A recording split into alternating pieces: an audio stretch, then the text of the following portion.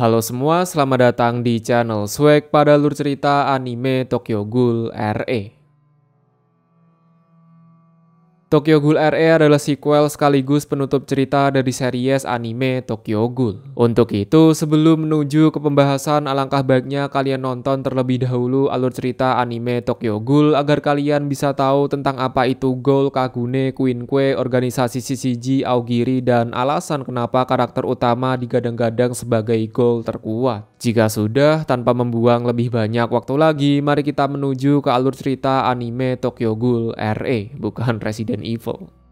Cerita dimulai dengan memperlihatkan leader Queen X bernama Urie yang sedang melakukan investigasi Ghoul bernama Torso. Mendapati dirinya terancam, supir taksi sebut saja Om Yanto segera menyerang Urie. Berhubung Om Yanto merupakan Ghoul membuat Urie terpojok. Beruntung tak lama setelah itu terdapat bala bantuan dari Shirazu selaku salah satu anggota dari Queen X. Cerot, berpikir kemenangan berada di pihak Om Yanto, tak disangka-sangka Shirazu dan Urie juga merupakan Ghoul, lebih tepatnya manusia setengah Ghoul. Walau dapat melumpuhkan Om Yanto dengan mudah, namun akibat lengah mereka hampir saja terkena serangan fatal. Dia adalah pengawas tim Queen X bernama Heise, lebih tepatnya adalah Kaneki yang telah hilang ingatan. Agar tidak bingung, kita akan memanggil Heise sebagai Kaneki saja. Pada dasarnya Queen X adalah sebuah tim yang terdiri dari manusia setengah Ghoul terinspirasi dari Kaneki selaku Ghoul legendaris. Lebih lanjut, alasan hilang ingatan karena di akhir season pertama Kaneki telah terbunuh oleh Arima, menjadikannya sebagai pribadi yang baru, Heise, tapi kita panggil Kaneki saja. Berhubung akhir-akhir ini Ghoul bernama Torso semakin agresif dalam memburu manusia, sebagai misi pertama Queen X ditugaskan untuk mengeliminasi Ghoul bernama Torso. Dikarenakan satu dan berbagai alasan, Urie menaruh rasa benci terhadap Kaneki, menjadikan Queen X menjadi dua kubu.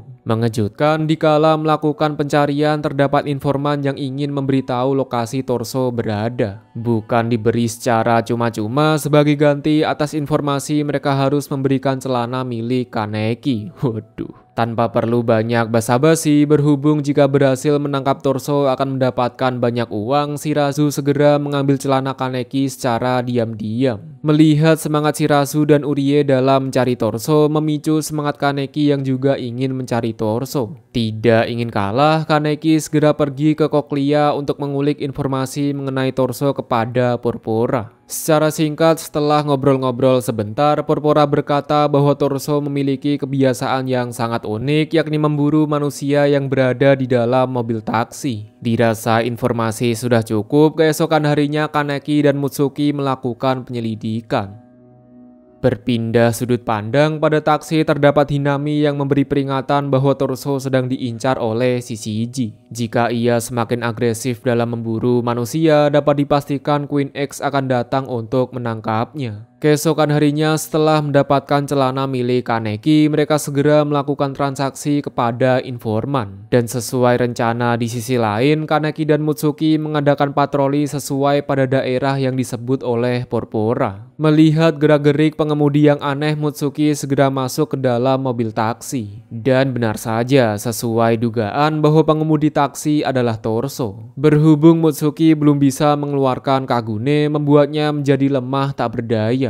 Oi, ini ngapain jir? Mendapati informasi bahwa Mutsuki dalam bahaya, Shirazu dan Urie yang sedang mencari Torso segera pergi ke tempat Mutsuki berada. Seperti kata pepatah, yakni ora gelut ora semile, terjadi pertempuran sengit antara Urie dan Shirazu dalam melawan Torso. Pada awalnya mereka berhasil memojokkan Torso. Paling tidak sebelum Ghoul peringkat SS bernama Orochi datang untuk memberi bala bantuan. Tak butuh waktu lama bagi Orochi untuk melumpuhkan mereka berdua. Beruntung tak lama setelah itu Kaneki datang untuk ikut baku hantam. Walau begitu hasilnya tak jauh berbeda, pasalnya Kaneki dibuat terpojok akibat melindungi para bawahan. Di saat yang sama ketika terpojok, terdapat bayang-bayang Kaneki versi wibu psychopath yang menawarkan kekuatan. Walau pada awalnya Kaneki menolak, namun seiring berjalannya pertempuran mengembalikan pecahan ingatan di kehidupan sebelumnya. Sebuah ingatan di mana Kaneki menjadi Ghoul yang sangat ditakuti akibat memiliki gaya pertempuran yang sangat brutal. Secara mengejutkan, ternyata identitas dari Orochi adalah Nishiki selaku kakak kelas. Melihat wajah Nishiki seketika menyebabkan distorsi ingatan milik Kaneki. Mencegah tubuh lepas kendali, investigator elit CCG diutus untuk segera melumpuhkan Kaneki. Jika tidak, maka malapetaka akan menimpa umat manusia.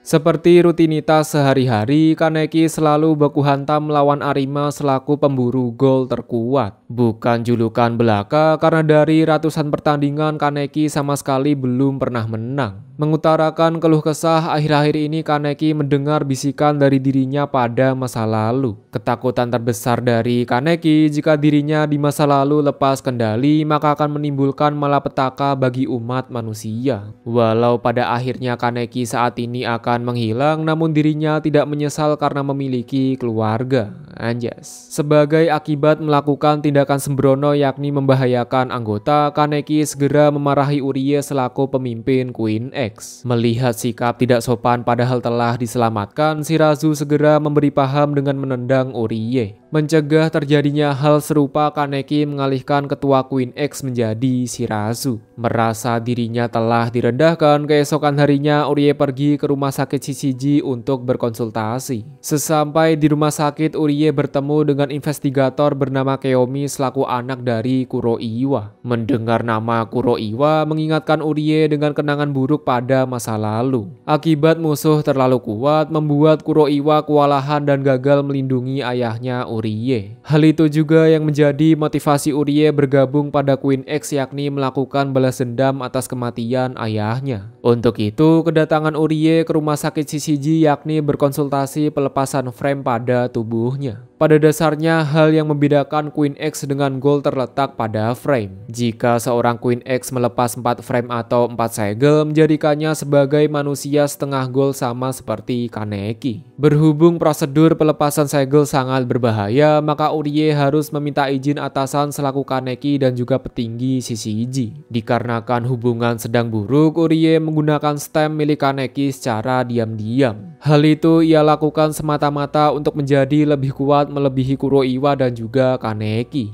Tanpa membuang banyak waktu lagi, begitu mendapatkan stem atau tanda tangan, Urie segera pergi ke petinggi CCG bernama Wasu Yoshitoki. Walau pada awalnya agak ragu-ragu, berhubung Arima setuju membuat Urie mendapatkan izin untuk menjalankan prosedur pelepasan frame atau segel. Berpindah sudut pandang dikarenakan Gol bernama Nutcracker akhir-akhir ini semakin agresif. Beberapa waktu ke depan Queen X akan ditugaskan untuk mencari lokasi Nutcracker berada. Sama seperti namanya, Nutcracker adalah seorang Gol wanita yang suka memecahkan biji para pria. Selain itu, Nutcracker juga sering menculik wanita untuk dijual pada auction atau tempat pelelangan. Di sela-sela pencarian, Kaneki mencium bau wangi aroma dari biji kopi. Penasaran dengan rasa kopi, mereka semua memutuskan untuk mampir ke kafe bernama RE. Aneh, ketika melihat wanita berambut biru, Kaneki merasa nostalgia seolah pernah bertemu dengannya. Secara mengejutkan, ketika minum kopi sembari melihat wanita cantik, Kaneki menangis seolah wanita itu adalah seseorang yang berharga bagi Kaneki.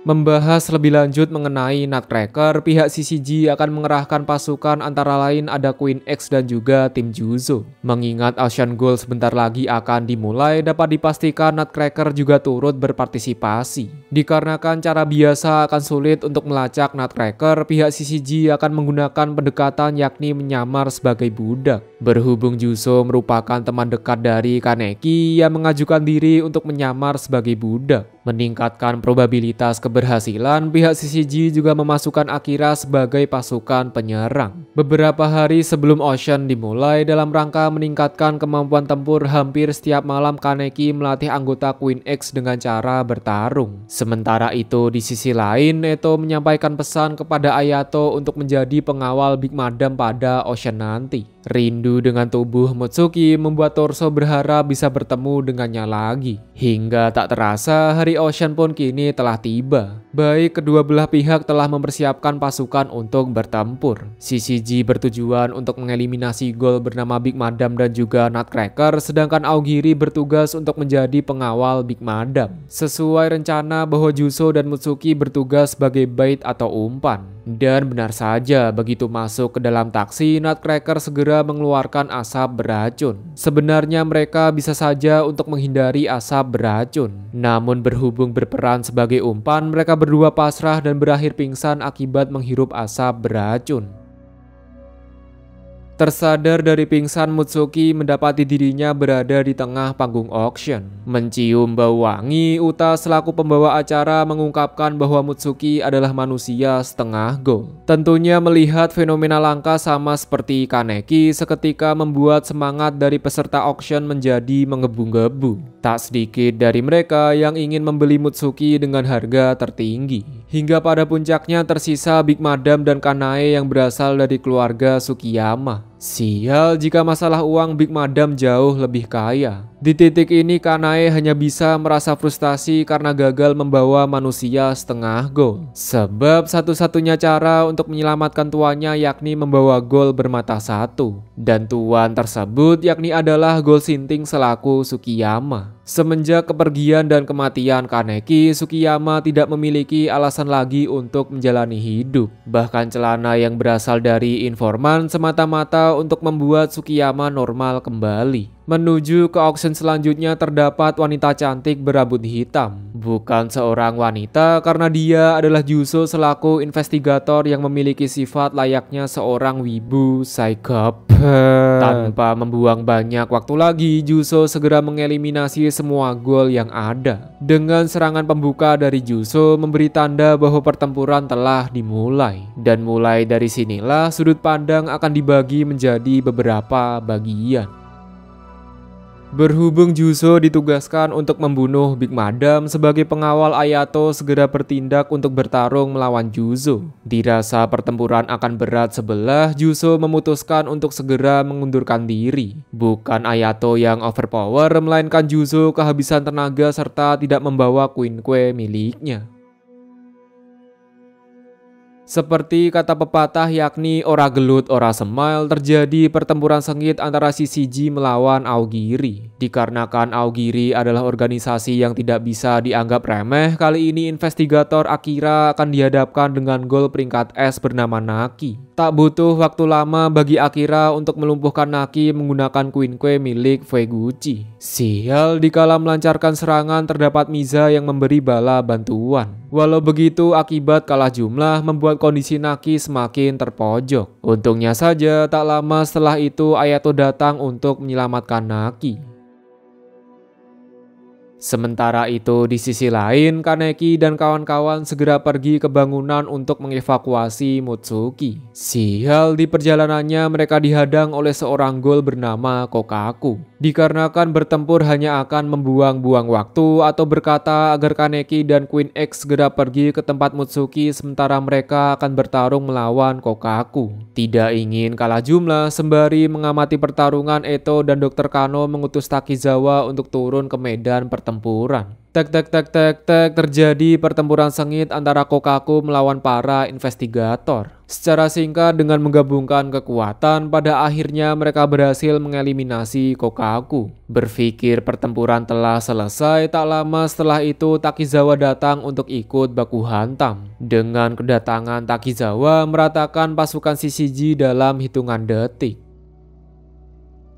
Di tengah-tengah pertempuran, Nutcracker membawa Mutsuki untuk mengamankannya. Tidak ingin dijadikan budak, Mutsuki melarikan diri sembari menunggu bala bantuan. Sial dikala bersembunyi, Kanae datang untuk menculik Mutsuki. Bagaimanapun juga Kanae akan melakukan segala cara untuk mengembalikan kewarasan dari Sukiyama. Baru saja merasa senang secara tiba-tiba Torso menyerang Kanae. Berpikir bahwa Torso bisa nge-W dengan Mutsuki, namun Kanae yang masih sadar segera memberi serangan balasan. pergi mencari Mutsuki dan ingin segera membawanya ke tempat Tsukiyama. Kanae ingin membuat Mutsuki pingsan. Sayang, usahanya gagal karena Kaneki dan anggota Queen X datang untuk menyelamatkan Mutsuki. Begitu mencium bau wangi dari Kaneki, seketika membuat amarah Kanae semakin menjadi-jadi. Bagaimanapun juga, orang yang membuat Tsukiyama gila adalah Kaneki. Lebih tepatnya Kaneki di kehidupan sebelumnya. Melakukan pertempuran sengit, mereka pun berhasil memojokkan Kanae. Dirasa tidak bisa menang, Matsumae selaku salah satu pelayan segera membawa Kanae pergi. Mendapati informasi bahwa salah satu skuad CCG telah dikalahkan oleh Nutcracker, Kaneki meminta Urie untuk membawa Mutsuki ke markas, sementara anggota yang tersisa akan baku hantam melawan Nutcracker. Sama seperti sebelumnya, akibat tidak mau diperintah, Urie mengajak Mutsuki untuk mencari Big Madam. Bagaimanapun juga, jika Urie berhasil mengalahkan Big Madam, membuatnya akan naik jabatan lebih tinggi daripada Kaneki. Berjalan ke sana kemari, mereka menemukan pintu rahasia tempat evakuasi para ghoul. Mengejutkan, di sana juga terdapat Juzo yang sedang bersiaga. Memegang sebuah kepercayaan yakni ora gelut ora semile, mereka segera memusnahkan semua ghoul yang ada. Dan benar saja, setelah melepas frame atau segel, membuat Urie mampu mengalahkan para ghoul dengan sangat easy peasy. Seiring berjalannya pertempuran, perlahan-lahan membuat Urie menjadi seorang wibu psychopath.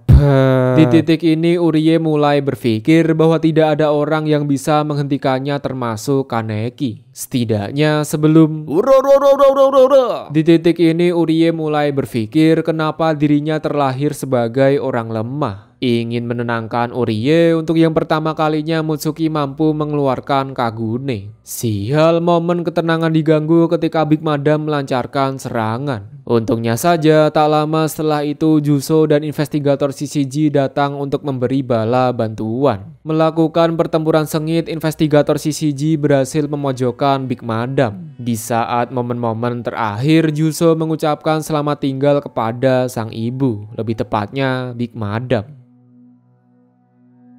Pergi ke tempat Nutcracker, lagi-lagi Kaneki dihadang oleh Takizawa yang digadang-gadang sebagai penerus Fukuro. Berhubung mereka hanya akan menjadi beban, Komandan Matsuri memerintahkan Kaneki untuk membagi menjadi dua grup. Kaneki melawan Takizawa, sedangkan Shirazu dan Saeko akan melawan Nutcracker. Walau pada awalnya Shirazu keberatan, namun ia tidak memiliki pilihan lain selain menuruti atasan. Sesampai di tempat Nutcracker, mereka semua segera bertempur agar bisa segera membantu Kaneki. Sial bahwa Nutcracker bukan sekedar ghoul biasa.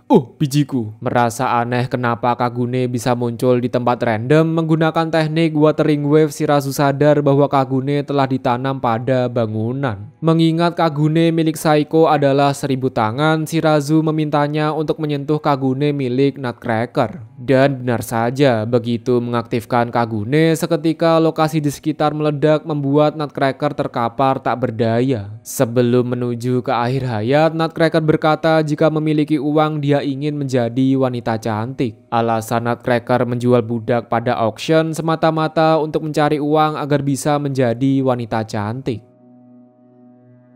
Berhubung sama-sama wibu psychopath, mereka segera baku hantam menunjukkan siapa yang paling kuat. Sial, Kaneki yang sekarang sangat lemah dibanding versi pendahulunya. Secara mengejutkan, di tengah-tengah pertempuran terdapat seseorang misterius yang memutar rekaman suara teriakan milik Kaneki. Sebuah teriakan ketika Kaneki disiksa oleh Jason pada season pertama. Berpikir rekaman suara dapat mengembalikan ingatan, pada kenyataannya hal itu tidak berpengaruh, justru kondisi Kaneki sedang berada di ambang kematian. Mengejutkan, dikala Takizawa ingin memusnahkan Kaneki, terdapat Hinami yang datang untuk melindunginya. Walau Hinami berada di pihak oposisi, namun ia tidak ingin kakaknya benar-benar mati. Bagaimanapun juga, walau Kaneki hilang ingatan, tidak mengubah fakta di masa lalu Kaneki selalu membantu Hinami. Meski Takizawa hanya kloningan dari Fukuro, tetap saja kekuatannya sangat mengerikan. Sama seperti ketika melawan Nishiki, semakin Kaneki terpojok, perlahan-lahan mengembalikan ingatan tentang masa lalu. Sebuah ingatan di mana dirinya masih menjadi seorang wibu psychopath. Setelah terjadi pertempuran brutal, datanglah Arima Kisho sebagai tanda akhir bagi para ghoul. Bagaimanapun juga, barang siapa ghoul yang bertemu dengan Arima dapat dipastikan akan bertemu dengan kematian. Aneh ketika Arima menangkap Hinami, Kaneki berkata untuk menyerahkan Hinami di bawah tahanannya. Menghargai akan keputusan, Arima segera pergi meninggalkan mereka berdua. Berkat pencapaian besar, investigator akan diberi hadiah berupa kenaikan pangkat. Selesai upacara, Akira bertanya mengenai progres interogasi Fueguchi atau Hinami. Mengingat Hinami merupakan penyebab Mado meninggal, ayahnya Akira. Semakin sering Kaneki berhubungan dengan orang dari masa lalu, perlahan-lahan kesadaran Kaneki versi kejam mulai mengambil alih. Merayakan kenaikan pangkat, ketika hari menjadi malam mereka mengadakan pesta di markas Queen X berada. Melihat Kaneki yang benar-benar menyayangi anggota Queen X membuat Arima berpikir bahwa hubungan mereka seperti orang tua dan juga anak. Dikala pesta selesai, Kaneki mendapatkan paket yang berisi topeng gantai dan juga buku novel dari Takatsuki-san. Tidak diketahui apa maksudnya, namun melihat topeng gantai mengingatkannya dengan seorang ghoul kejam, Kaneki-kan. Merasa lemah tak berdaya ketika bertempur pada auction di tempo lalu, anggota Queen X segera berlatih keras bagi nafas kuda agar di pertempuran selanjutnya tidak akan menjadi beban. Sama seperti tradisi, bagi investigator yang berhasil membunuh ghoul peringkat S akan dibuatkan Quinque atau senjata dari Kagune. Berhubung Shirazu telah berhasil membunuh Nutcracker, pihak CCG cabang senjata akan membuatkan senjata untuknya. Selesai melakukan konfirmasi senjata, seperti biasa di waktu senggang Shirazu selalu menjenguk adiknya. Alasan kenapa ia sukarela menjadi uji coba Project Queen X yakni memperoleh uang untuk pengobatan adiknya. Sebuah penyakit langka di mana manusia terjangkit oleh parasit ghoul. Di titik ini Urie dibuat sadar bahwa semua orang memiliki keresahan masing-masing. Urie ingin balas dendam kepada ghoul yang telah membunuh ayahnya, Shirazu ingin adiknya sembuh, bahkan Juso juga masih menunggu hari di mana Shinohara bisa kembali sadar. Dikala hari menjadi malam, terdapat organisasi bernama Ross yang akhir-akhir ini semakin agresif dalam memburu manusia. Hal itu mereka lakukan untuk memberi makan Tsukiyama yang sedang kena mental akibat belum bisa menerima kematian dari Kaneki. Hari demi hari keadaan Tsukiyama semakin memburuk. Jika terus berada pada kondisi ini, maka Tsukiyama akan benar-benar hancur seutuhnya. Di tengah-tengah keputusasaan terdapat informan yang memberi sebuah amplop berisikan foto Kaneki. Jika saja Kanae mau menghormati segala keputusan yang akan diambil oleh Tsukiyama, maka Kanae boleh memperlihatkan foto itu. Di detik itu juga Kanae sedikit ragu seolah tidak ingin Tsukiyama terlalu memperhatikan Kaneki.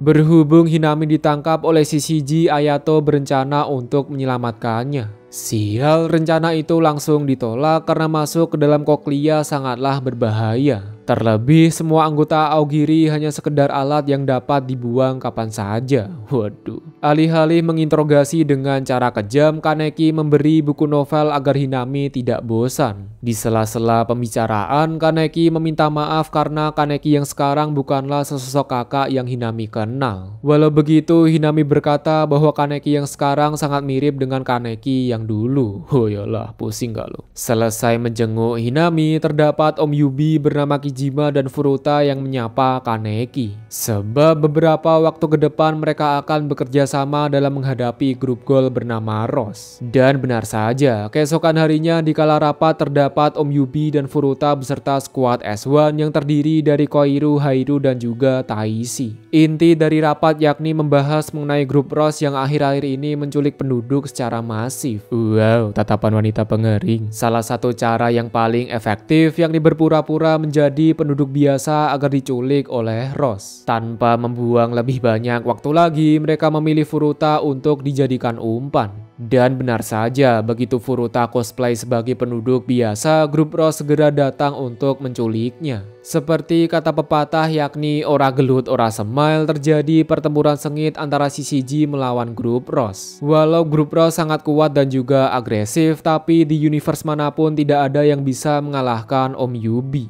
Dirasa tidak memiliki peluang untuk menang, sisa anggota grup Ross segera pergi meninggalkan Yuma sendirian.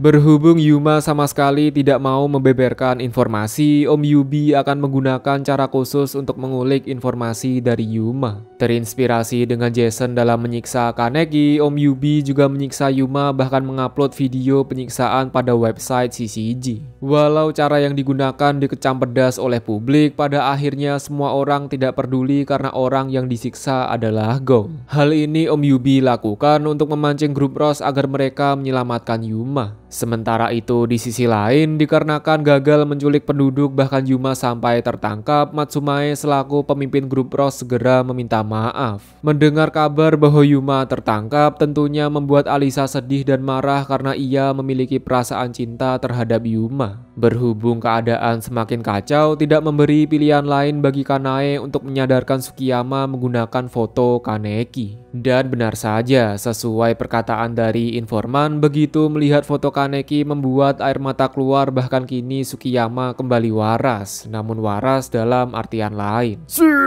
Dalam rangka memulihkan kondisi mental Sukiyama, Kanae mengajaknya untuk melihat Kaneki dari kejauhan. Akibat semangat terlalu menggebu-gebu, Sukiyama lari ke tempat Kaneki berharap bahwa Kaneki masih mengenalinya. Sayang bahwa Kaneki sama sekali tidak mengenali Sukiyama. Bukan merasa syok karena tidak dikenal, Sukiyama justru semakin semangat dalam mencari cara untuk mengembalikan ingatan Kaneki. Langkah pertama yang ia lakukan yakni ngobrol-ngobrol sebentar. Komunikasi adalah kunci. Sial, ketika asik berbincang-bincang, anggota Queen X datang mengajak Kaneki menuju ke tempat selanjutnya. Tempat yang dimaksud yakni pergi ke toko topeng milik Uta untuk membuat masker. Membuat topeng anjir. Tujuannya cuma satu, yakni menyamar menjadi Ghoul agar mendapatkan informasi lebih lanjut mengenai grup bernama Rose. Ingin membahagiakan tuannya, Kanae menyewa Aogiri untuk mengeliminasi semua anggota kecuali Kaneki. Agar rencana berjalan dengan lancar, Kanae bertugas sebagai pengalih sementara Aogiri akan berhadapan dengan Kaneki. Tanpa membuang banyak waktu lagi, terjadi pertempuran sengit antara Kanae melawan Urie dan juga Shirazu. Sial, di perjalanan mereka dihadang oleh Aogiri. Tidak ingin Urie dan Shirazu kenapa-napa, Kaneki menyuruh mereka untuk membantu Urie sementara Kaneki akan solo melawan Aogiri. Lagi-lagi di perjalanan Mutsuki dihadang oleh torso selaku Ghoul Sinting. Bagaimana tidak? Alih-alih kesakitan karena ditebas justru membuat semangat torso semakin menggebu-gebu. Tek, secara singkat dengan menggabungkan kekuatan, mereka berhasil memukul mundur torso Kanae dan juga satu biji orang random. Sementara yang lain sibuk baku hantam, Saiko selaku seorang wibu hanya bisa mengurung diri di pojokan parkiran. Bukannya aman, justru Saiko dihampiri oleh seorang Ghoul creepy. Tepat ketika Ghoul creepy mencekik Saiko, terdapat Ghoul misterius dengan jubah hitam yang datang untuk menyelamatkannya. Tidak diketahui siapa orang itu, namun sesosok hitam juga bagian dari Ghoul. Aneh, setelah melakukan baku hantam dengan Kaneki, mengingatkan Aogiri dengan sesosok Ghoul yang sangat mengerikan. Ghoul tersebut yakni Gantai selaku Ghoul bermata satu. Setelah melakukan pertempuran sengit, terdapat Eto yang datang menghampiri Kanae. Mencium bau wangi dari Eto, Kanae dibuat heran kenapa seorang Ghoul memiliki bau manusia. Langsung menuju ke intinya sembari menunjukkan perbedaan kekuatan, Eto berkata apakah Kanae menginginkan kekuatan. Jika Kanae memakan buah apel, maka ia dapat memusnahkan Kaneki agar Sukiyama menaruh perhatian kepada dirinya. Dari sini semua telah terjawab alasan kenapa terobsesi atau cinta kepada Sukiyama, karena Kanae adalah seorang wanita. Satu-satunya orang yang tidak tahu bahwa Kanae adalah wanita yakni hanyalah Sukiyama seorang. Hal itu juga yang membuat Kanae iri kepada Kaneki. Kenapa Sukiyama lebih tertarik dengan Kaneki daripada dirinya? Apakah Sukiyama jomblo? Berhubung topeng sudah jadi, Kaneki dan Queen X akan mencari informasi mengenai grup Rose dengan cara bertanya kepada para Ghoul. Alih-alih mendapatkan informasi, para Ghoul langsung lari seolah Kaneki merupakan Ghoul yang sangat ditakuti. Di titik ini Kaneki semakin penasaran tentang siapa dirinya yang sebenarnya. Menghilangkan rasa penasaran, Kaneki segera membaca dokumen rahasia pada perusahaan CCG. Membaca buku laporan terdapat tulisan bahwa Gantai atau Gol bermata satu telah membunuh investigator kelas atas bernama Amon. Dikala merenung sembari menikmati suasana senja, Sukiyama datang untuk memicu ingatan milik Kaneki. Secara mengejutkan, tanpa basa-basi, Kaneki bertanya apakah Sukiyama adalah Gol, lebih tepatnya apakah Sukiyama kenal dengan Kaneki. Aneh bukan memberitahu kebenaran, Sukiyama menjawab bahwa ia tidak tahu apa-apa mengenai Kaneki. Sesampai di rumah, Sukiyama mendapati Alisa yang sedang sedih mengetahui Yuma ditangkap bahkan disiksa. Tidak kuat melihat pujaan hati sengsara, Alisa nekat untuk pergi ke CCG secara sendirian. Sayang, keputusan yang diambil menyebabkan dirinya ditangkap oleh Om Yubi. Menggabungkan pecahan teka-teki, pada akhirnya mereka semua tahu bahwa Alisa dan Yuma berasal dari perusahaan terkenal bernama Sukiyama Group. Tanpa membuang banyak waktu lagi, CCG segera mengerahkan investigator elit untuk memusnahkan semua Gol pada kediaman Sukiyama. Ingin menjaga garis keturunan, kepala keluarga Sukiyama memberi kopi yang mengandung obat tidur. Hal itu ia lakukan agar Sukiyama bisa melarikan diri. Alih-alih terjadi pertempuran brutal, kepala keluarga Sukiyama langsung menyerahkan diri. Merasa terdapat kejanggalan, Matsuki segera melacak semua anggota apakah ada yang melarikan diri atau tidak. Tersadar dari pingsan, Sukiyama bertanya kenapa dirinya berada di mobil. Sadar bahwa keluarga sedang dalam bahaya, Sukiyama memerintahkan Matsumae untuk putar balik kembali ke rumah. Sayang bahwa perintah itu langsung ditolak karena permintaan terakhir dari kepala keluarga yakni membiarkan Sukiyama untuk tetap hidup. Walau keluarganya saat ini akan musnah, namun dengan adanya Sukiyama mampu meneruskan garis keturunan. Di titik ini Sukiyama diingatkan kembali dengan tindakan Kaneki. Sebuah kondisi di mana mereka tidak memiliki pilihan lain selain terus maju apapun yang terjadi. Sesampai di perusahaan Sukiyama, mereka disambut hangat oleh para pegawai. Dalam rangka balas budi kepada kepala keluarga, mereka tidak ragu melindungi Sukiyama walau nyawa adalah bayarannya. Mulai dari sinilah sudut pandang akan dibagi menjadi beberapa bagian. Memegang sebuah kepercayaan yakni ora gelut ora semail, semua investigator CCG dan pegawai perusahaan Sukiyama segera baku hantam. Momen yang tepat karena Om Yubi juga ada sehingga Matsumae bisa balas dendam atas kematian Yuma dan juga Aliza. Tek terjadi pertempuran sengit antara Om Yubi melawan Yuma sedangkan Matsumae melawan Hairu. Walau pada awalnya Matsumae terpojok, namun akibat kesalahan kecil membuat Hairu tertusuk oleh Kagune. Memanfaatkan sisa kesadaran, Hairu mengeluarkan koin kue pamungkas berupa senjata laser. Ingin melindungi Matsumae, Milo selaku salah satu pengawal segera menumbalkan diri untuk menyerang Hairu. Belum berhenti sampai di situ saja, memanfaatkan sisa kesadaran, Milo melukai lengan Om Yubi, memberi kesempatan bagi Matsumae untuk melakukan balas dendam atas kematian rekannya, Yuma, Milo, dan juga Aliza. Secara mengejutkan, walau dijuluki sebagai investigator paling lemah dan tidak tegas, nyatanya Furuta mampu memusnahkan Matsumae dalam hitungan detik. Hoyolah.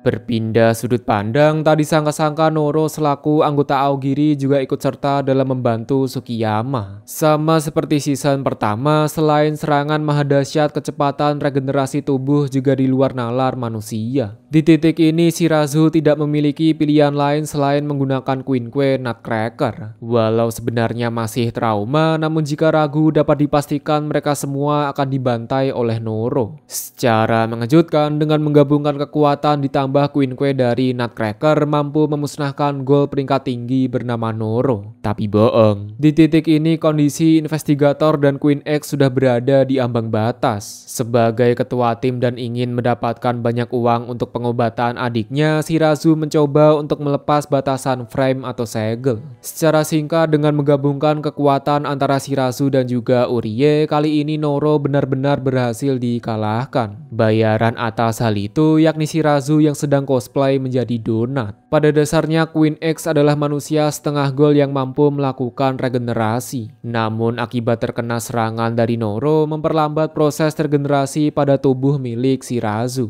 Di detik-detik terakhir ia ingin bertemu dengan Kaneki. Menuju ke akhir hayat, Shirazu menyesal karena ia tidak bisa menjaga adiknya lagi, Haru. Sementara itu di sisi lain, mencegah Tsukiyama melarikan diri, Kaneki menghancurkan helikopter sebagai kendaraan transportasi. Pada awalnya Kaneki meminta Tsukiyama untuk menyerahkan diri sehingga tidak perlu adanya baku hantam. Namun dikarenakan keluarga Tsukiyama telah mempertaruhkan nyawa, maka tidak sopan jika Tsukiyama ditangkap tanpa adanya perlawanan. Sesuai dugaan dikarenakan sedari awal Tsukiyama tidak ada niatan untuk bertarung, membuat pertandingan dimenangkan oleh Kaneki. Secara mengejutkan, tiada angin, tiada hujan, tangan Kaneki tertebas oleh seseorang tak dikenal. Seseorang tersebut yakni Kanae yang telah menerima kekuatan dari Eto. Seperti biasa, semakin Kaneki terpojok memunculkan ingatan tentang masa lalu. Tepat ketika Kaneki mengeksekusi Kanae, datanglah Fukuro yang tak lain dan tak bukan adalah Eto. Lagi-lagi, semakin Kaneki terpojok menyebabkan ingatan mengalami distorsi yang sangat hebat. Pada dasarnya kepribadian Heisei atau Kaneki yang sekarang diciptakan untuk lari dari masa lalu. Dirasa sudah cukup hidup dalam kedamaian, Heisei menyerahkan tubuh dan kesadarannya kepada pemilik aslinya. Dengan kembalinya ingatan menjadikan Kaneki menjadi seorang wibu psikop. Dan benar saja, tak butuh waktu lama bagi Kaneki untuk melumpuhkan Kanae seolah pertarungan seperti orang dewasa melawan anak-anak. Menuju ke pertempuran selanjutnya yakni melawan Eto yang sama-sama manusia setengah gol. Seperti kata pepatah yakni ora gelut ora semile, terjadi pertempuran brutal antara Kaneki melawan Eto. Aneh, walau Eto dijuluki sebagai gol peringkat Triple S, nyatanya Kaneki mampu mengalahkan Eto dengan sangat mudah. Sebelum berpisah, Eto berkata bahwa sepertinya ia telah jatuh cinta kepada Kaneki. Sebuah kehormatan karena Kaneki dicintai oleh penulis novel terkenal bernama Takatsuki-sen, lebih tepatnya adalah Eto. Mengurus sisa-sisa pertempuran, Kaneki akan melempar Tsukiyama dari atas bangunan. Lagi-lagi melihat Kaneki mengingatkannya dengan kejadian yang terjadi pada season pertama. Melihat Tsukiyama terjatuh dengan cepat, Kanae segera menyelamatkannya. Walau pada awalnya Tsukiyama meminta Kanae untuk tetap hidup, namun Kanae menolak karena hidup tidak berarti jika tidak ada Tsukiyama. Untuk yang pertama dan terakhir kalinya, Tsukiyama memanggil nama asli dari Kanae yakni adalah Karen. Sebuah kebahagiaan besar karena ternyata selama ini Tsukiyama tahu bahwa Kanae adalah wanita, tapi kok suka sama Kaneki.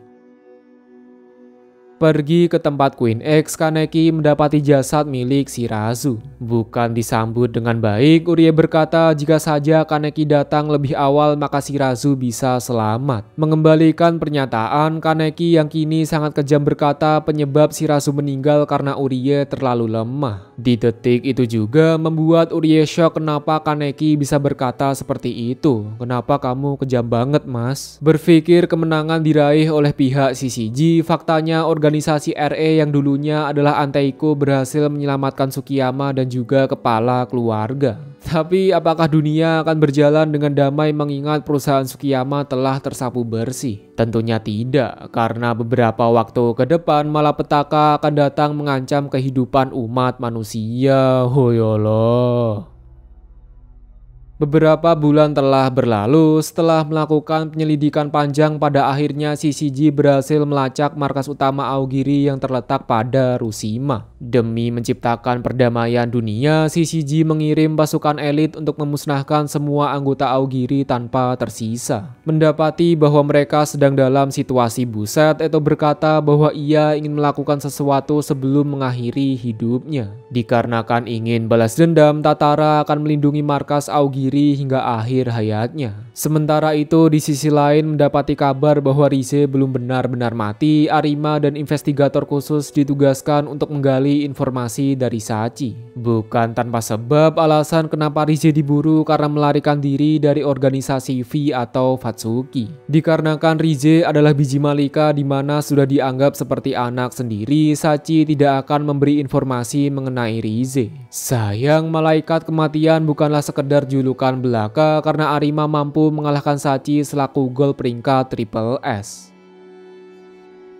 Berpindah sudut pandang dikarenakan Aogiri sudah berada di ambang kehancuran, Eto selaku Takatsuki-san melakukan face reveal bahwa dirinya adalah Ghoul. Pada dasarnya Ghoul dan manusia adalah keberadaan yang sama. Eto berharap akan terdapat hari di mana Ghoul dan manusia hidup secara berdampingan. Tidak diketahui apa tujuannya, namun dengan mengungkap identitas asli membuat Eto harus berakhir ditangkap oleh Kaneki. Mengetahui Takatsuki-san selaku penulis novel terkenal ternyata adalah Ghoul seketika membuat seluruh dunia menjadi heboh. Pada novel terakhir terdapat cerita tentang One Eye King yang merupakan simbol harapan bagi para Ghoul. Tidak diketahui siapa One Eye King atau Raja Bermata Satu, tapi keberadaannya membuat umat manusia menjadi ketakutan. Sembari menuju ke sel penjara, Eto bercerita bahwa CCG didirikan oleh organisasi V atau Fatsuki untuk mengatur keseimbangan Ghoul dan juga manusia. Anggota dari organisasi V antara lain ada klan Wasu, Kuzen, bahkan Rize selaku Ghoul legendaris. Berpikir perkataan Eto hanyalah guyonan belaka, dalam hati Kaneki berkata, ya kali CCG dibentuk oleh Ghoul. Terusik dengan cerita One Eye King, Furuta bertanya kepada Eto apakah One Eye King benar ada atau hanya cerita yang dibuat-buat. Berhubung Eto tidak mau memberitahu, Furuta memberikan sekotak daging yang berasal dari editor novelnya. Merasa sedikit emosi, Eto bertanya bagaimana rasanya ketika tidak bisa memanggil ayah kepada ayahnya sendiri. Waduh, bingung gak tuh? Yap, Furuta juga merupakan anggota V karena ayahnya adalah ketua klan Washu bernama Tsuneyoshi. Setelah ngobrol-ngobrol sebentar, Eto memberikan barang bukti berupa rekaman suara milik Furuta. Di titik ini Kaneki dibuat sadar bahwa CCG didirikan oleh Ghoul bukanlah kebohongan semata. Jika Kaneki mau membantu Eto dalam membunuh One Eye King, maka Eto akan membantu Kaneki dalam menyelamatkan Hinami.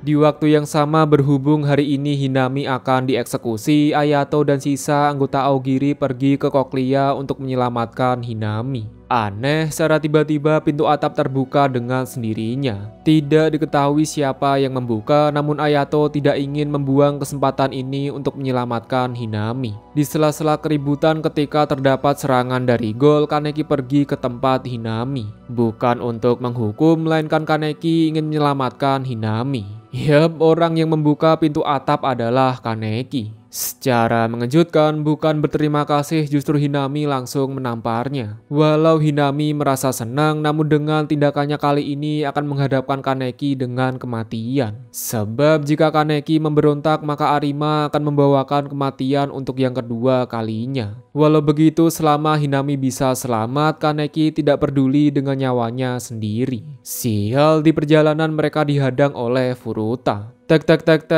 secara singkat dengan menggabungkan kekuatan, pada akhirnya mereka berhasil mengalahkan Furuta. Sementara itu di sisi lain, seperti kata pepatah yakni ora gelut ora semile, terjadi pertempuran brutal antara CCG melawan Aogiri dan Ayato melawan Arima. Dikarenakan Arima dijuluki sebagai malaikat kematian, tak butuh waktu lama bagi Arima untuk memojokkan Ayato. Secara mengejutkan, tak lama setelah itu datanglah bala bantuan. Melihat Arima mengingatkan Renji dengan kejadian kelam. Sebuah tragedi di mana kakak perempuan, lebih tepatnya ibunya Touka dan Ayato dibunuh oleh Arima. Berhubung kata-kata sudah tidak mempan, yang bisa mereka lakukan hanyalah baku hantam. Walau solo versus squad tidak mengubah fakta bahwa Arima adalah malaikat kematian. Tepat ketika Arima ingin membunuh Renji, datanglah Kaneki yang menangkis tembakannya. Di titik ini Kaneki tidak memiliki pilihan lain selain bertarung melawan Arima. Sebelum pergi Touka berkata bahwa ia akan selalu menunggu Kaneki. Tanpa perlu banyak basa-basi, terjadi pertempuran brutal antara Kaneki melawan Arima. Meski Kaneki adalah gol yang sangat ditakuti, nyatanya ia tidak berdaya di hadapan malaikat kematian selaku Arima. Selain Arima memang sangat kuat, dari awal Kaneki berniat untuk menyerah menganggap Arima sebagai keluarga, figur seorang ayah. Bertanya kembali apakah Kaneki tidak memiliki niatan untuk membunuh Arima. Kaneki menjawab bahwa dari awal tidak memiliki niatan seperti itu. Maka dari itu, berhubung senjata sudah hancur, Arima memutuskan untuk menebas dirinya sendiri. Waduh. Di detik-detik terakhir menuju ke akhir hayat, Arima berkata bahwa dia, Hairu, Furuta, dan Eto adalah manusia setengah gol. Terkhusus untuk Eto, dia memiliki kasus yang unik di mana terlahir sebagai gol bermata satu. Sejatinya manusia setengah gol memiliki perawakan seperti Arima, Hairu, atau Furuta. Lantas apa yang membedakan Arima dengan Eto? Jawabannya terletak dari segi power atau kekuatan. Berbeda dengan Eto yang mampu mengendalikan Kagune, Arima memiliki kekuatan tempur yang jauh lebih kuat. Namun sebagai bayaran atas kekuatan itu, yakni terjadi percepatan pada penuaan. Hal ini dibuktikan salah satu mata dari Arima sudah tidak dapat melihat lagi. Sama seperti Eto, permintaan terakhir dari Arima yakni untuk membunuh One Eye King atau Raja bermata satu. Raja tersebut tak lain dan tak bukan adalah Arima itu sendiri. Menghargai akan keputusan, Kaneki membunuh Arima menjadikan Kaneki sebagai One Eye King yang baru. Melarikan diri dari markas Koklia, mereka langsung dihadang oleh Furuta. Menepati janji dengan Kaneki, Eto segera berubah ke mode Fukuro untuk membuka jalan. Secara mengejutkan, walau dijuluki sebagai investigator paling lemah, nyatanya Furuta mampu mengalahkan Eto dengan sangat mudah. Bukan tanpa sebab, karena Kagune milik Furuta sama seperti Kaneki yang berasal dari Rize selaku gol legendaris. Dari sini semua telah terkonfirmasi bahwa petinggi Shishiji merupakan bagian dari gol. Aneh, alih-alih melindungi Shishiji, lebih tepatnya klan Washu, justru Furuta membunuh semua anggota termasuk ayahnya sendiri. Hal ini Furuta lakukan semata-mata untuk mencari kesenangan serta menciptakan sebuah tatanan baru. Sebuah dunia di mana umat manusia menuju ke dalam kehancuran. Di waktu yang sama, anggota Shishiji mengerahkan anggota elit untuk memusnahkan Aogiri. Sayang, walau pada season pertama investigator Shishiji sangatlah kuat, tapi kali ini mereka tidak berdaya di hadapan Takizawa selaku penerus dari Fukuro. Tidak diketahui apa yang sebenarnya terjadi, namun kali ini Queen X bertugas untuk menyelamatkan Mutsuki yang telah diculik oleh Torso. Di sisi lain, anggota tim Juzo sedang melakukan baku hantam melawan tim Naki. Dikarenakan Juzo telah membunuh Shiro selaku adiknya, membuat Kuro ingin melakukan balas dendam kepada Juzo dan semua bawahannya. Berkat rasa balas dendam yang menggebu-gebu, membuat Kuro jauh mengungguli pertarungan. Berpikir Juzo telah meninggalkan bawahannya, tak lama setelah itu dia datang untuk memberi serangan kejutan. Tanpa perlu banyak basa-basi, terjadi pertempuran solo versus squad antara Kuro melawan Juzo. Walau Kuro sendirian, nyatanya dia mampu meratakan investigator termasuk Juzo. Tapi bohong, sadar bahwa dirinya tidak bisa menang, Kuro memutuskan untuk melarikan diri. Masih di waktu yang sama, para investigator elit dikhususkan untuk melawan Tatara selaku gol peringkat SS. Seperti kata pepatah yakni ora gelut ora semile, Tatara segera mengeluarkan mode Kakuja sebagai tanda bahwa dia bertarung dengan kekuatan penuh. Bermodalkan satu kali semburan, mampu meratakan para investigator dengan sangat easy peasy. Secara mengejutkan, meski sesama Aogiri, justru Takizawa menyerang Tatara. Alasannya cuma satu, yakni Takizawa ingin melakukan balas dendam. Gara-gara dirinya membuat Takizawa menjadi seperti ini. Lantas apa yang sebenarnya telah terjadi? Seperti yang terjadi pada season pertama, Tatara melemparkan Takizawa ke arah Noro. Bukan langsung mati, berkat bantuan dari Dr. Kano membuat Takizawa bisa hidup kembali, namun hidup sebagai ghoul. Dalam rangka menciptakan manusia setengah ghoul yang sempurna sama seperti Kaneki, Dr. Kano menggunakan sebuah metode sama persis seperti metode yang digunakan oleh Jason. Tidak kuat menerima penyiksaan, sama seperti Kaneki membuat Takizawa memiliki sifat layaknya seorang wibu psikopat.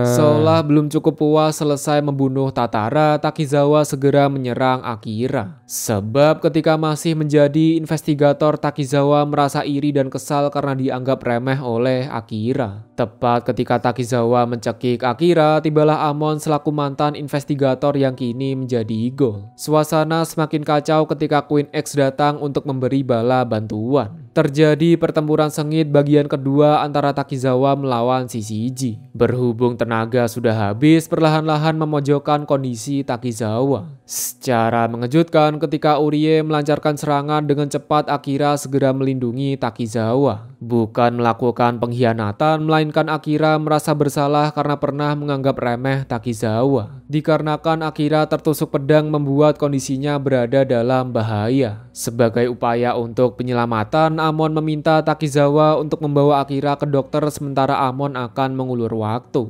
Meski pada awalnya ragu, namun dikarenakan jiwa investigator masih ada, Takizawa segera membawa Akira pergi. Sembari bertempur, Amon merasa ironis dengan dirinya sendiri. Bagaimana tidak? Pada season pertama dia bertarung melawan ghoul selaku Kaneki, namun saat ini Amon menjadi ghoul dan bertempur melawan investigator. Dirasa sudah cukup mengulur waktu, Amon segera melarikan diri sebelum dirinya lepas kendali. Pada akhirnya pertempuran memakan banyak korban jiwa baik kedua belah pihak. Jika saja Tsukiyama tidak memberikan bala bantuan, maka Aogiri benar-benar musnah. Lebih buruk, berhubung Aogiri telah runtuh dan grup Tsukiyama telah dimusnahkan oleh Shishiji, membuat kehidupan para ghoul berada dalam bahaya. Namun dengan kelahiran One Eye King memberikan secercah harapan bagi para ghoul. One Eye King yang dimaksud tak lain dan tak bukan adalah Kaneki. Terbangun dari tidur dalam upaya mewujudkan permintaan Arima dan juga Eto, Kaneki segera membuat organisasi God agar manusia dan ghoul bisa saling mengerti. Mendengar akan impian konyol, beberapa dari mereka segera pergi karena hal itu tidak mungkin terjadi. Selesai rapat ingin balas dendam atas kematian Jason, Naki ingin baku hantam melawan Kaneki. Jika saja Kaneki menang, maka Naki akan menuruti semua perintah dari Kaneki. Berhubung menyandang gelar One Eye King, tak butuh waktu lama untuk melumpuhkan Naki. Melihat kekuatan milik Kaneki, mengingatkannya dengan Jason selaku ghoul dengan kekerasan dan juga kekuatan mutlak.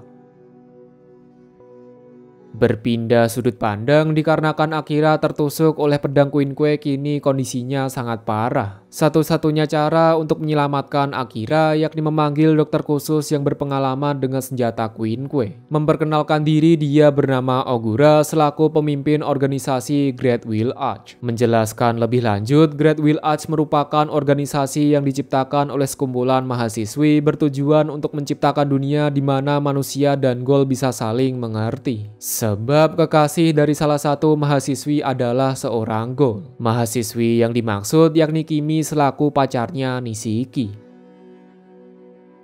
Mendapati kabar bahwa Akira telah sadar, Kaneki segera pergi ke tempat Amon untuk memberi kabar. Sembari menikmati suasana senja, Amon bercerita terkait nasib ironis seorang investigator malah berubah menjadi ghoul. Sebelum pergi berkelana, Amon menyempatkan diri untuk menjenguk Akira. Di titik ini Akira dibuat bingung bagaimana dirinya harus bertindak. Di mana awalnya sangat membenci ghoul, namun orang terdekat seperti Amon dan Takizawa telah berubah menjadi ghoul. Selesai ngobrol-ngobrol, Touka mengajak Akira jalan-jalan sembari menikmati senja. Dengan wajah gamblang, Touka berkata bahwa ia yang telah membunuh Mado selaku ayah dari Akira. Di detik itu juga membuat emosi meluap-luap, bahkan Akira ingin segera melakukan balas dendam. Pada dasarnya Akira dan Touka memiliki nasib yang sama di mana orang tua meninggal dan ingin melakukan balas dendam. Jauh berbeda dengan Hinami di mana ia tidak memiliki rasa dendam atas kematian orang tuanya. Bagaimanapun juga balas dendam hanya akan menciptakan lingkaran setan. Seketika itu juga membuat Akira sadar bahwa kehidupan Ghoul dan manusia tak jauh berbeda.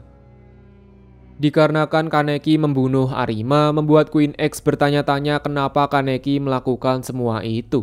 Tidak berhenti sampai di situ saja, beberapa anggota CCG juga mulai bertanya-tanya kenapa orang kepercayaan Arima malah bergabung ke dalam God yang dipimpin oleh Kaneki. Jadi pihak mana yang benar ini? Tidak memiliki waktu berpikir, Furuta mengadakan rapat untuk mengantisipasi serangan Ghoul selanjutnya. Berhubung Arima telah mati, Furuta menunjuk Juso sebagai Arima baru. Menuju ke inti pembahasan, Furuta mendapatkan informasi bahwa terdapat pergerakan dari organisasi Ghoul bernama Klon yang akan menyerang kota. Dan benar saja, ketika hari menjadi malam, terdapat sekumpulan klon yang membawa balon untuk memeriahkan festival, memeriahkan dengan ledakan balon. Belum berhenti sampai di situ saja karena klon juga menyerang dari berbagai sisi kota. Kondisi ini tidak memberi pilihan lain bagi investigator elit CCG untuk turun ke lapangan. Setelah melancarkan beberapa serangan, Juzo merasa janggal karena para klon sama sekali tidak memberikan perlawanan. Dan benar saja, begitu topeng dihancurkan mengungkap identitas bahwa klon adalah manusia, bukan Ghoul.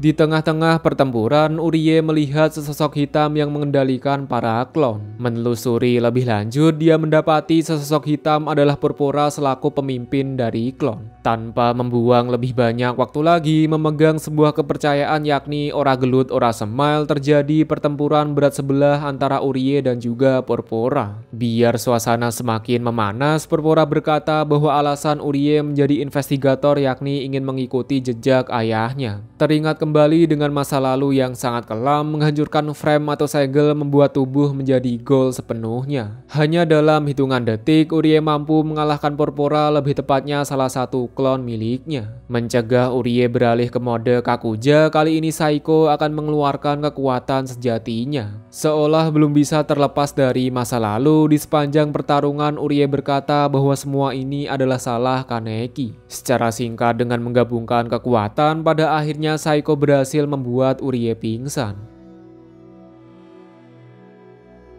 Mendengar kabar bahwa Kaneki telah membunuh Arima dan kenapa dia tidak menyelamatkannya di Aoshima, membuat Mutsuki bertanya-tanya kenapa Kaneki tidak memperhatikan dirinya. Bagaimanapun juga, sudah sejak lama Mutsuki telah jatuh cinta kepada Kaneki. Sama seperti Kanae yang memiliki perawakan seperti seorang pria, nyatanya Mutsuki juga seorang wanita. Memanfaatkan rasa obsesi dan kebencian terhadap Kaneki, Furuta meminta Mutsuki untuk memusnahkan semua Ghoul agar Kaneki bisa menjadi milik Mutsuki seutuhnya. Dan benar saja, tak lama setelah itu Furuta mengumumkan anggota elit bernama Ogai yang dikhususkan untuk membasmi semua Ghoul yang ada. Melihat tekad yang sangat panas, seketika semua anggota CCG bersorak gembira.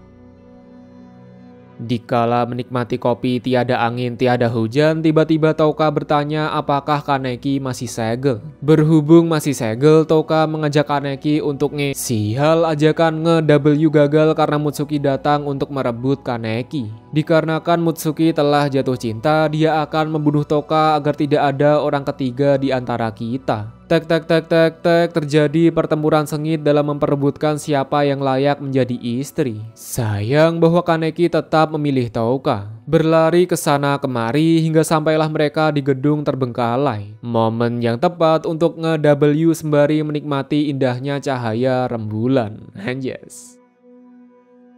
Keesokan harinya, sebagai tanda bahwa Kaneki adalah miliknya, Touka memberi cincin peninggalan kedua orang tua. Setelah beberapa minggu berlalu, Nishiki mendapati Touka yang sedang memakan burger untuk memberi nutrisi. Padahal seorang Ghoul tidak bisa makan selain daging manusia. Sama kopi deng. Sadar bahwa Touka sedang hamil dan untuk merayakan akan hal itu, Kaneki ingin menggelar upacara pernikahan pada esok hari.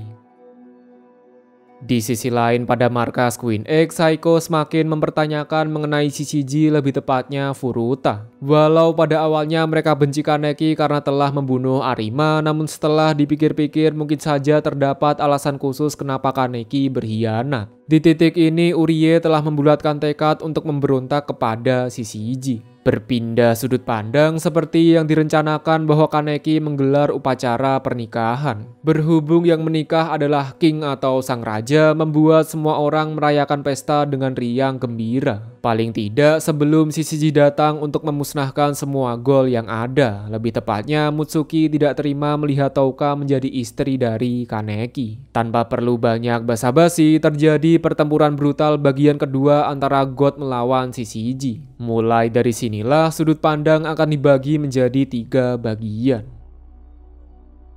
Meragukan akan kepemimpinan dari Furuta, Urie dan Kuroiwa ingin melakukan interogasi. Alih-alih melakukan musyawarah, justru Furuta memerintahkan 2 biji anggota klon untuk membunuh Urie dan juga Kuroiwa. Dikarenakan kata-kata sudah tidak berguna, terjadi pertempuran sengit antara Urie dan Kuroiwa melawan 2 biji anggota klon. Hal ini sekaligus menjawab bahwa Furuta memiliki hubungan dengan pihak klon. Tek secara singkat dengan menggabungkan kekuatan. Yuhu!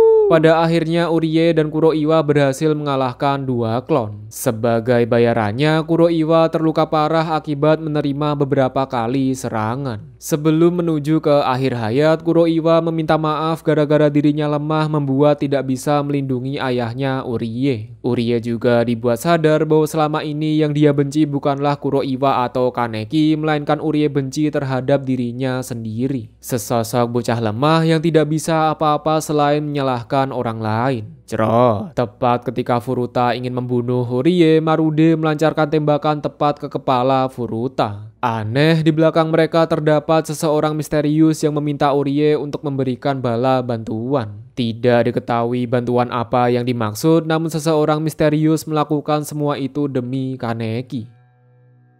Berpindah sudut pandang, salah satu cara untuk menjadi istri dari Kaneki yakni adalah menyingkirkan Touka. Seperti kata pepatah yakni ora gelut ora semail, Mutsuki percaya bahwa semua masalah dapat diselesaikan dengan cara baku hantam. Sayang, dikarenakan sedang mengandung anak atau hamil membatasi kekuatan serta pergerakan dari Touka. Bahkan kini bisa dibilang Touka sedang dalam situasi buset. Di waktu yang sama dikala bertarung, Kaneki bertanya-tanya kenapa anggota Aogai memiliki Kagune yang sama seperti miliknya. Apapun itu, berhubung investigator biasa tidak berdaya di hadapan Kaneki, kali ini Juso yang digadang-gadang sebagai Arima akan bertarung melawan Kaneki. Tanpa perlu banyak basa-basi, mereka segera bertukar serangan satu sama lain. Akibat lelah bertarung, perlahan-lahan memojokkan Kaneki. Hal itu semakin diperparah ketika Kaneki melihat Touka yang sedang tertusuk. Akibat lengah, Juso dan para investigator juga berhasil memberikan luka fatal. Di ambang kematian, Kaneki melihat Centipede mengingatkannya dengan masa lalu di mana dia masih menjadi seorang wibu psychopath.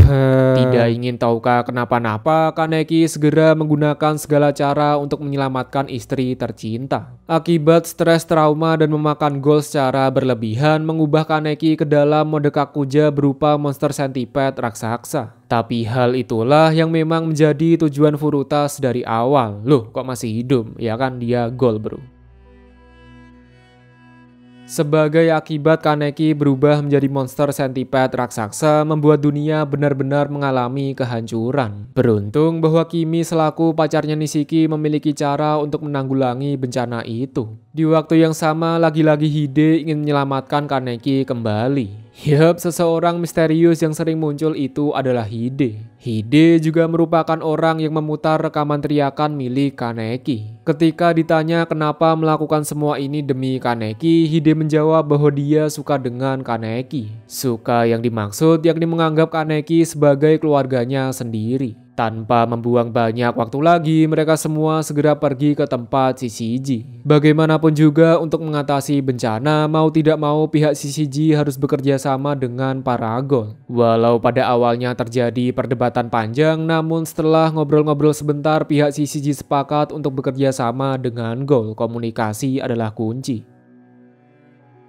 Dikala hari menjadi malam, Hide bertanya sejak kapan Touka jatuh cinta dengan Kaneki. Berbincang-bincang sebentar, Touka teringat kembali bahwa ia telah memberikan cincin kepada Kaneki. Berhubung cincin tercipta dari logam, mereka bisa melacak tubuh Kaneki dengan alat pendeteksi logam. Satu hal yang menjadi masalah besar bahwa pihak Shishiji tidak memiliki alat pendeteksi logam dalam jumlah banyak. Tapi hal itu bukanlah menjadi masalah karena kepala keluarga Tsukiyama memiliki koneksi dengan Perdana Menteri. Bertanya kembali kenapa Gold membantu manusia, kepala keluarga menjawab pada dasarnya mereka sama-sama warga negara Jepang. Nah, dikarenakan alat sudah tersedia, pihak Shishiji segera mengerahkan investigator untuk melacak tubuh Kaneki. Sial, dikala pencarian monster sentipede raksasa mengeluarkan Gold membuat pihak Shishiji harus bertarung sembari melacak tubuh Kaneki. Seolah belum cukup sial, dikala pencarian terdapat Mutsuki yang ingin memusnahkan semua orang yang ada di hadapannya. Bukan karena dendam, melainkan Mutsuki ingin menebus dosa dengan cara mati di medan perang. Sebab secara tidak langsung Mutsuki lah yang menyebabkan Kaneki berubah menjadi monster sentipede raksasa. Melakukan sedikit pertarungan dan setelah ngobrol-ngobrol sebentar, daripada mati alangkah baiknya Mutsuki membantu untuk menyelamatkan Kaneki. Komunikasi adalah kunci.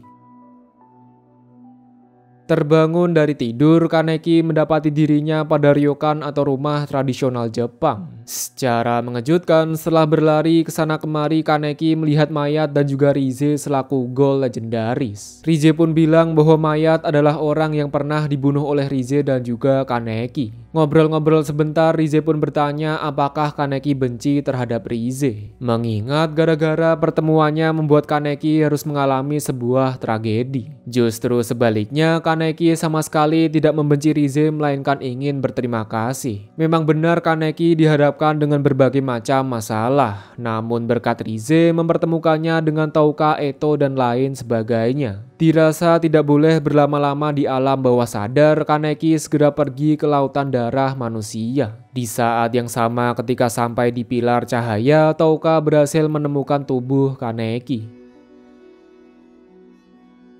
Tersadar dari pingsan, Kaneki segera disambut oleh Touka. Berhubung dunia kacau gara-gara dirinya, Kaneki ingin melihat-lihat area sekitar. Sial, dikala melakukan investigasi terdapat Gold yang berasal dari monster sentipede. Lebih parah bahwa Saiko terkena gas yang mengandung parasit dari Gold. Tidak diberi pilihan lain selain mengeluarkan kekuatan sejati. Sementara Saiko sedang dirawat, sembari menikmati suasana senja, Hide datang untuk menyapa Kaneki. Melihat Hide tentunya membuat Kaneki bahagia karena dia adalah orang yang layak disebut sebagai sahabat sejati. Walau Kaneki pernah menyerang bahkan menyebabkan Hide terluka parah, namun tanpa kebencian sedikit pun Hide tetap berusaha untuk membantu Kaneki.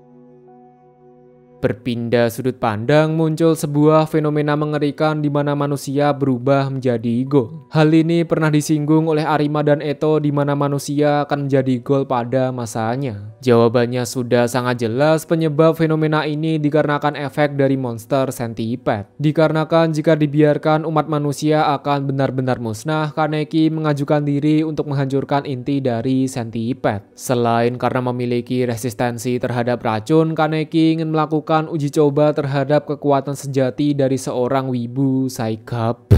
Tanpa membuang banyak waktu lagi, Kaneki dan Ayato segera pergi ke tempat Bijikor berada. Aneh, di sepanjang perjalanan Kaneki melihat bayang-bayang Rize seolah berkata bahwa Rize masih hidup. Sial, perjalanan diganggu karena monster yang berada pada telur mulai menetas. Berhubung mereka tidak memiliki banyak waktu, Ayato menyuruh Kaneki untuk pergi ke Bijikor sementara dirinya akan baku hantam melawan para Gold NPC.